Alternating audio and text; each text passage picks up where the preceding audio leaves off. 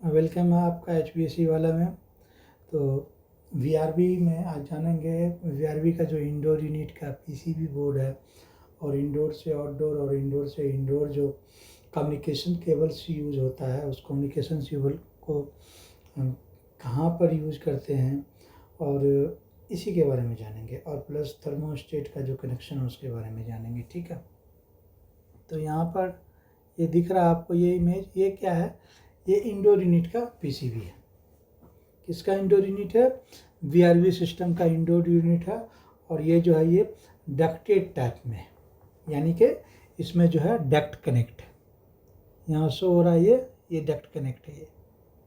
ये कैनवास हुआ और ये डक्ट कनेक्ट। तो ये जो मेन है, ये मेन कंप्लीट पैनल है इसका इंडोर यूनिट्स का। तो यहाँ से देख लीजिए, यहाँ से ये लाइन है, थोड़ा इसको जूम कर देते। ये देख लीजिए ट्रांसफार्मर है और ये लाइन है। तो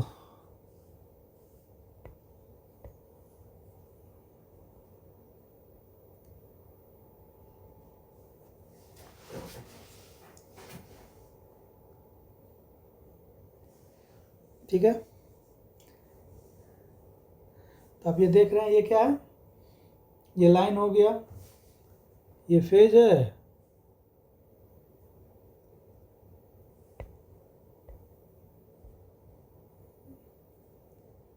ये जो है ये फेज हो गया, और ये न्यूट्रल है, ये मेन लाइन आया, और ये जो यहाँ पर है ये अर्थ है। ठीक है, तो अभी बात करेंगे इसके बारे में। P1 P2, F1 F2 and T1 T2। ये देख लीजिए, ये जो P1 P2 है, F1 F2 है, T1 T2 है, इसका लाइन कनेक्शन देखिए। ये सभी बार यहाँ कनेक्ट हुआ है। कनेक्ट होने के बाद वापस ये PCB में यहाँ कनेक्ट किया गया। PCB में यहाँ कनेक्ट हो गया। ठीक, अब क्या होता है? तो ये देखिए यहाँ पर क्या है। यहाँ पर बात करेंगे सबसे पहले P1 P2। P1 P2 जो है ये रिमोट कंट्रोल वायरिंग। ये क्या है? ये टर्मिनल इंडोर यूनिट IDU को जो है अकेले लोकल रिमोट कंट्रोल से जो है वायर रिमोट लगा होता है उससे जोड़ता है।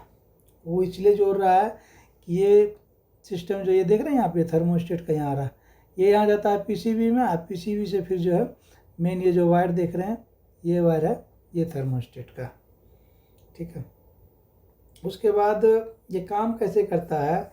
इसके ज़रिए आप जो भी कमांड देते हैं रिमोट से, जैसे टेम्परेचर को कम करना हो, मोड को चेंज करना हो, ऑन ऑफ करना हो, तो वो सिग्नल जो है P1 P2 पर किसी भी तरफ उलट पुलट कर जोड़ सकते हैं। इसमें कोई इशू नहीं है। P1 P2 में कोई इशू नहीं है। अगर P1 वाले सेक्शन में अगर वायर आपस में इंटरचेंज भी हो गया तो कोई प्रॉब्लम नहीं है, क्योंकि ये जो है नॉन पोलर वायरिंग होती है। ठीक है, इसका मतलब ये है कि रिमोट के दो तारों को आप P1 और P2 पर किसी भी तरफ से इंटरचेंज करके कनेक्ट कर सकते हैं। अब उसके बाद नेक्स्ट देखिए, नेक्स्ट आपको यहाँ पर दिख रहा ये P1 P2 देख लिए यहाँ, ये देखिए ये वायर यहाँ कनेक्ट है इसमें। उसके बाद जो है F1 F2 जो है ये ट्रांसमिशन वायरिंग है। आपको यहाँ पे ये लिखा हुआ भी है, ये क्या है? ट्रांसमिशन वायरिंग है। और ये कम्युनिकेशन वायरिंग, ये क्या है? ये पूरे VRF सिस्टम के जो है बैकबोन है। ये इंडोर यूनिट को आउटडोर यूनिट और दूसरे इंडोर यूनिट से जो है आपस में जोड़ता है। अभी नेक्स्ट इमेज में देखेंगे। ठीक है, आपस में इसको क्या करता है? आपस में इसको कनेक्ट कर देता है, जोड़ता है। और ये देखते हैं ये वर्क कैसे करता है। ये डेटा लाइन, ये कम्युनिकेशन बस भी कहते हैं। इसी के जरिए इंडोर यूनिट आउटडोर यूनिट को बताता है, मैसेज पास करता है, कन्वे करता है, कम्युनिकेट करता है कि मेरे रूम में जो है, मेरे कमरे में अभी इतनी गर्मी है, मुझे इतना रेफ्रिजरेंट भेजो, मुझे इतना गैस भेजो। तो फिर वहाँ से जो है EEV के थ्रू उतना अमाउंट में रिलीज किया जाता है।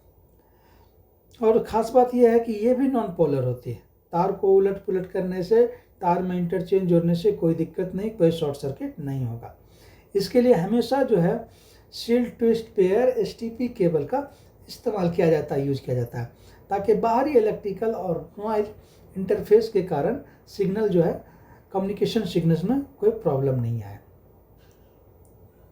तो अब देख लेते हैं T1 T2, F1 F2 को देखेंगे इसके बाद।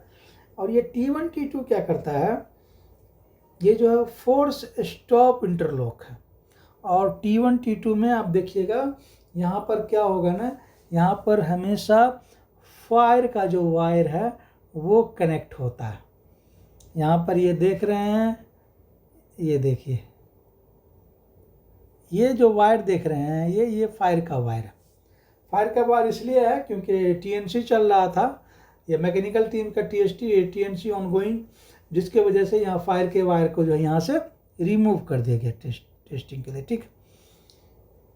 तो ये इमरजेंसी टर्मिनल है और इसका जो यूज है आउटर सेफ्टी के लिए जो है उपकरण को जोड़ा जाता है।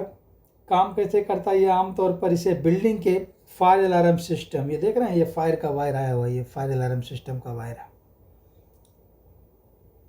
आमतौर पर जो है ये फायर अलार्म सिस्टम या होटल के की कार्ड सिस्टम से जोड़ा जाता है। एग्जाम्पल के तरीके के लिए मान लीजिए अगर बिल्डिंग में कुछ नेचुरल डिजास्टर हो गया, मान के चलिए कि फायर हो जाता है, फायर अलार्म एक्टिवेट होता है। जैसे ही फायर अलार्म एक्टिवेट होगा T1 T2 टर्मिनल को एक सिग्नल देगा, एक मैसेज पास करेगा, कॉन्टेक्ट मिलेगा। ये सिग्नल मिलते ही indoor unit immediately force stop हो जाएगा, जबरन, ये देख रहे हैं फोर्स स्टॉप हो जाएगा।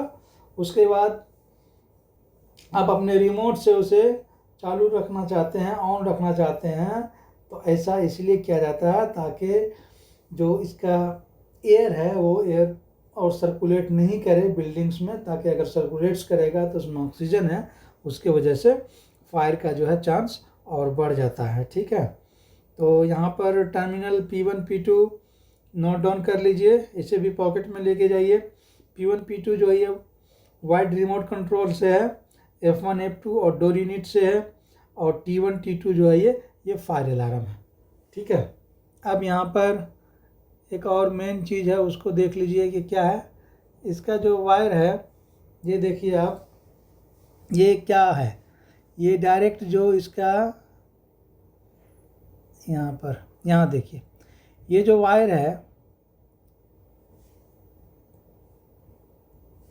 ये जो फुल वायर टर्मिनल है, ये कहाँ कनेक्ट हुआ है, ये देखिए, ये कनेक्ट हुआ कहाँ, PCB में कनेक्ट हुआ।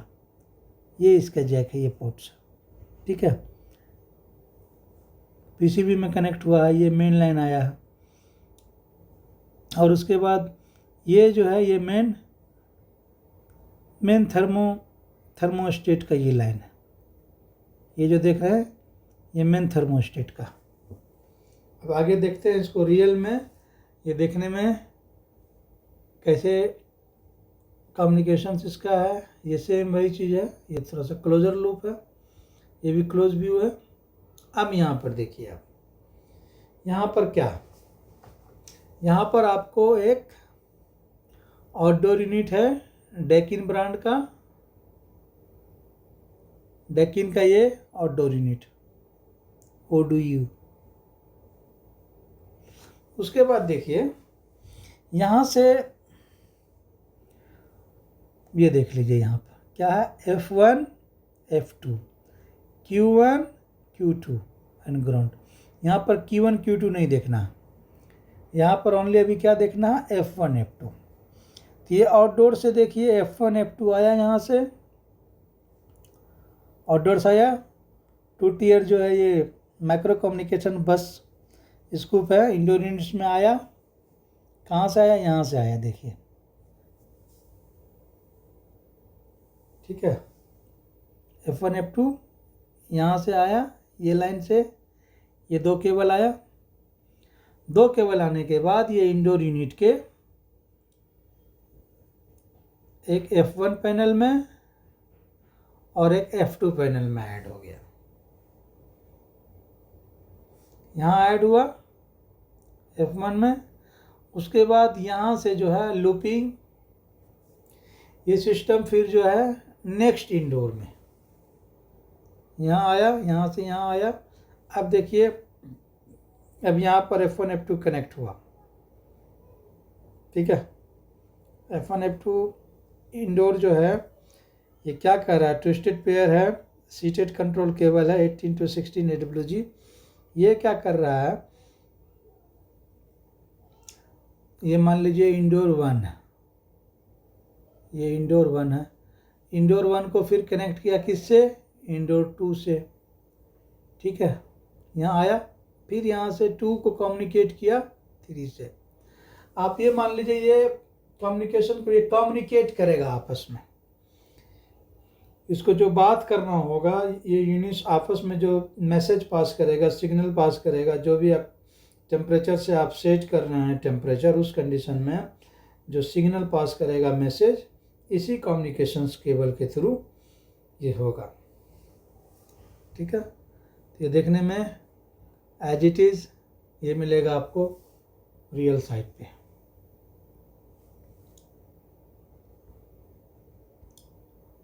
यहाँ देख लीजिए, यहाँ पर क्या है, यहाँ एक आउटडोर यूनिट्स है, आउटडोर यूनिट्स है ये। इसमें देखिए एक सेंट्रलाइज कंट्रोलर हो गया, सेंट्रलाइज कंट्रोलर यानी कि BMS हो गया ये। उसके बाद ये देख लीजिए एक फैन कॉइल टाइप यूनिट्स है, इंस्टॉल है, कैसेट टाइप्स है, और इंडोर ये स्प्लिट का, ठीक है। इसका जो वायर कंट्रोलर है थर्मोस्टेट है, ये भी थर्मोस्टेट है, ये यहाँ पर रिमोट। अब देखिए ये रेफ्रिजरेंट का लाइन, ये जो लाइन है ये रेफ्रिजरेंट का लाइन है।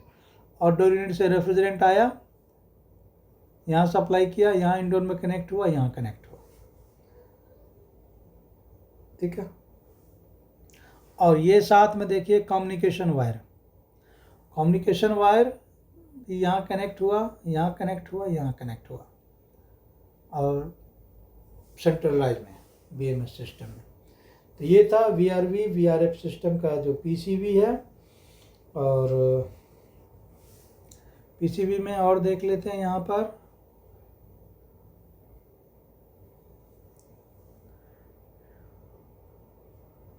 ये तो मेन लाइन है और कुछ है नहीं इसमें। और एक प्रॉपर PCB का लेक्चर होगा VRV सिस्टम के लिए, जिसमें आपको PCB का जो पार्ट्स है उसको चेक कैसे करते हैं, कैसे फाइंड करेंगे, इसमें क्या प्रॉब्लम है, ये सारा जो है जानेंगे, ठीक है। और रिमोट,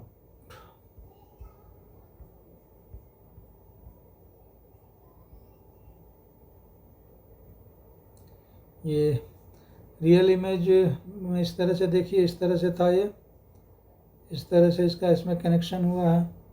ये P1 P2 है, उसके बाद ये F1 F2 है, F1 F2 F1 F2 P1 P2 P1 P2, ये F1 F2